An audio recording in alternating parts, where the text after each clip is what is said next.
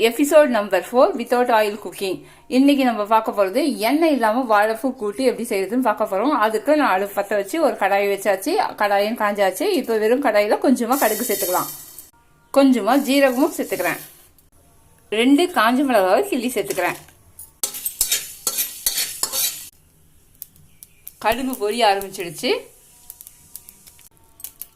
இப்ப பொடியா நறுக்குன ஆனியன் ஒன்று சேர்த்துக்கிறேன்.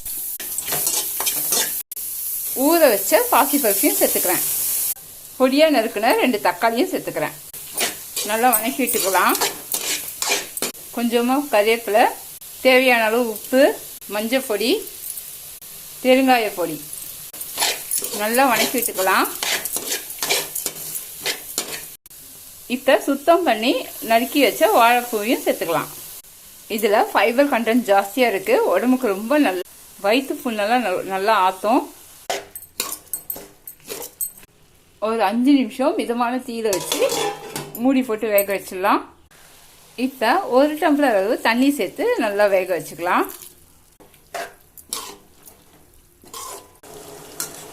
இப்போ வாழைப்பூ நல்லா வெந்துடுச்சு. நம்ம போட்ட பாசி பருப்பும் நல்லா வெந்துடுச்சு.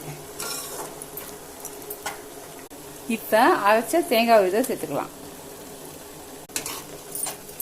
நல்லா கலந்து விட்டுட்டு தேங்காய் விழுது சேர்த்து ஒரு 2 நிமிஷம் கொதிக்க வச்சிடலாம். தேங்காய் சேர்த்து 2 நிமிஷம் கொதிச்சாச்சு. இப்போ கொத்தமல்லி சேர்த்துக்கலாம்.